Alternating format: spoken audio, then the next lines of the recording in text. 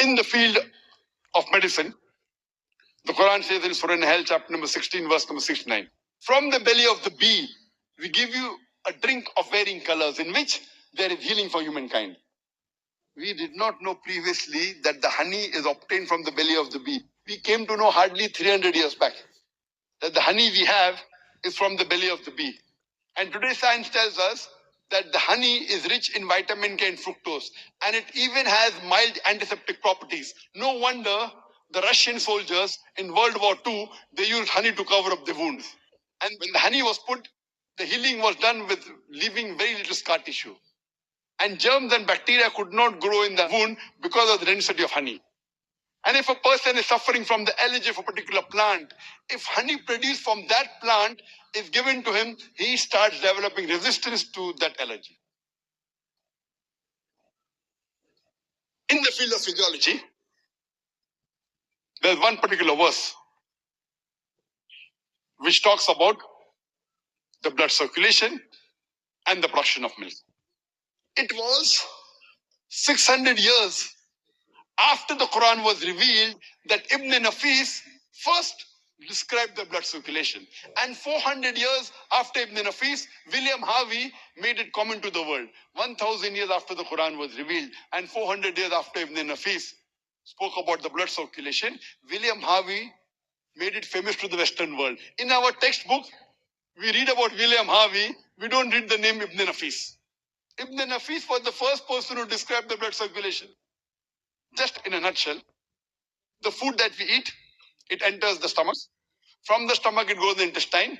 From the intestine, the constituents of the food via the blood vessel of the intestine go into the bloodstream.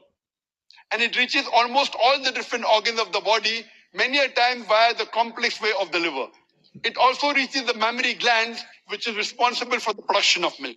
All this complex blood circulation and the production of milk is mentioned in a nutshell in the Quran, in Surah An-Nahl, chapter number 16, verse number 66, where it says that verily in the cattle is a lesson for you. We give you to drink from what is within the body, coming from a constituent of the contents of the intestine and blood, milk which is pure for you to have. Quran repeats the message in Surah Al-Mu'minun, chapter number 23, verse number 21. Verily in the cattle is a sign for you. We give you to drink from what is within the body, milk which is pure for you. And in it are various benefits. And of their meat you can eat. The Quran speaks about the blood circulation and the production of milk in a nutshell, which we came to know recently. Quran mentions 1400 years ago. In the field of embryology, there were a group of Arab students who collected all the verses of the Quran dealing with embryology. Embryology means the study of the development of the human being. Embryo is when a human being is in the womb of the mother. In that stage, it's called as an embryo, the early stages. So embryology is the study of the development of a human being. So a group of Arab students collected all the verses of the Quran and the Hadith dealing with embryology and followed the verse of the Quran of Surah An-Nahl, chapter 16, verse 43, and Surah Anbiya, chapter number 21, verse number 7, which says, "Fasalu ahl zikri in kuntum la ta'lamun." If you don't know, ask the person who's an expert. So they collected all the verses of the Quran and the Hadith and they translated into English and they took it to Professor Keith Moore. This was in the late part of the 1970s. And they took it to Professor Keith Moore, who that time was one of the highest authority in the field of embryology. He was the head of the Department of Anatomy in the University of Toronto in Canada. And when the translation of these verses of the Quran and the Hadith dealing with embryology was shown to him and was asked for his comments, he said that most of the verses of the Quran and the Hadith which speak about embryology are 100% in conformity with what modern science has come to know recently. But there are a couple of verses which I cannot say is correct. Neither can I say it is wrong because I myself don't know about it. Two such verses were the first two verses of the Quran to be revealed.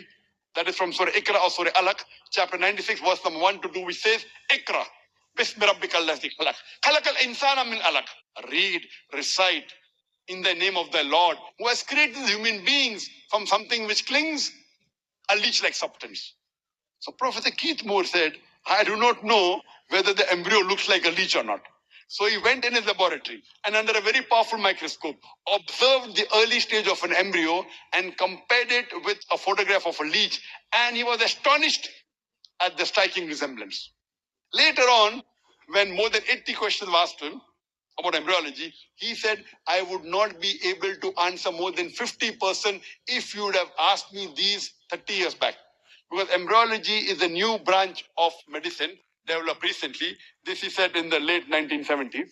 Now it has developed, and what you're asking me, I can answer because in the last 30 years, that means in early 1950s or late 1940s, we came to know about this. And Quran speaks about them 14 years ago.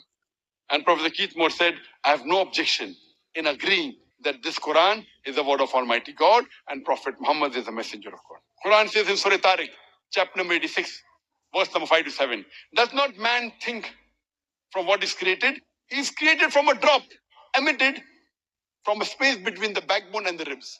What does the Quran mean by saying that human beings have been created from a drop emitted from a space between the backbone and the ribs? Today, after science advance, we have come to know that the genital organs in the human being, in the male, that is the testes, in the female, the ovaries, they initially develop in the embryonic age in a space where the kidney is present between the backbone and the ribs. And later on, it descends down. In the male, it descends via the inguinal canal into the scrotum, and in the female, it descends to the true pelvis. Even after the descent in the adult life, after the child is born, yet they receive the blood supply and the nerve supply from the same space where the kidney is present between the backbone and the 11th and 12th rib. And even the venous return goes back to the same space between the backbone and the 11th and 12th rib. Quran says in Surah Mu'minun, chapter number 23, verse number 13, and Surah Hajj, chapter number 22, verse number 5, that we have created the human beings from a nutfa. A nutfa in Arabic means a minute quantity of liquid, very small.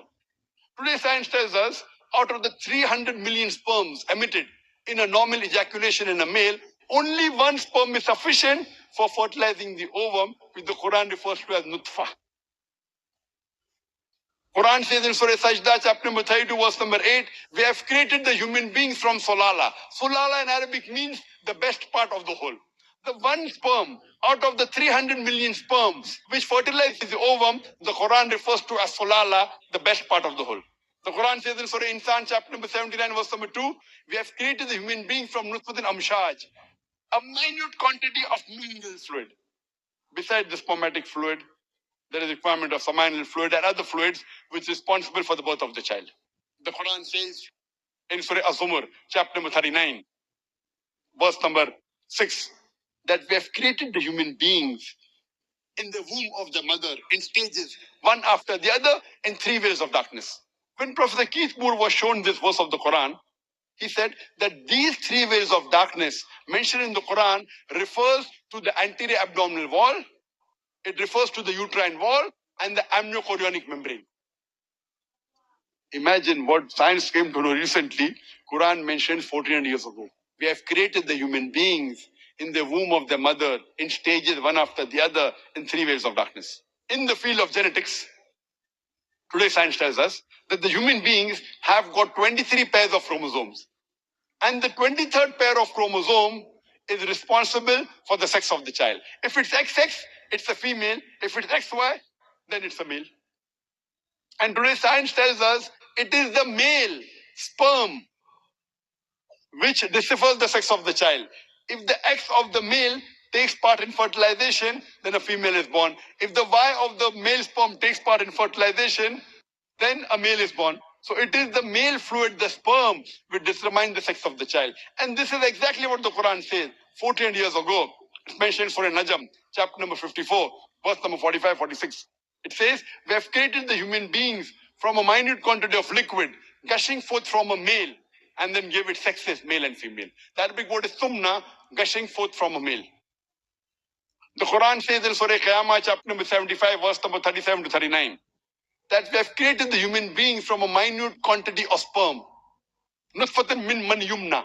Minute quantity of sperm. Then made it into an alaka. Then made the alaka into mudga. Then gave it sex, male and female. The Quran says it is a minute quantity of sperm which is responsible for the sex of the child. The country where I come from, India, people for reasons best known to them, they prefer having sons rather than daughters. So if a daughter-in-law gives birth to a daughter, many a time the mother-in-law will blame the daughter-in-law. Why did you give birth to a daughter? Why didn't you give birth to a son? Whether it's son or a daughter is in the hands of Allah subhanahu wa ta'ala, Almighty God. But according to Quran and according to the science, if you have to blame anyone, you have to blame the son, not the daughter-in-law, because the male is responsible for the different sex of the child, not the female. Quran says in Surah Insan, chapter number 76, verse number 2, that we have given the human beings the faculty of hearing and sight. Today, science tells us the first sense to develop in the human being, it is the sense of hearing. At the 5th month of pregnancy, a child is able to hear. And in the 7th month, the eyes split open. First come hearing, then come sight. That's the reason the psychologists they tell us that you should not see horror movie when a lady is pregnant. It can damage your child. You should not do wrong things. And that's what the hadith says, that you have to read the Quran. It helps your child. There was a survey done that newborn children taken from 10 mothers, newborn children. One child belonged to a mother who was a typist. That was 30, 40 years back, where there were manual typewriters. And the remaining 9 were from normal mothers. After they were born, and when the typewriter was sounded, 9 children from those 10 were scared. But the child which belonged to a typist, he wasn't scared because he was used to hearing the typewriter in the womb of the mother. The Quran says first comes the sense of hearing, then comes sight.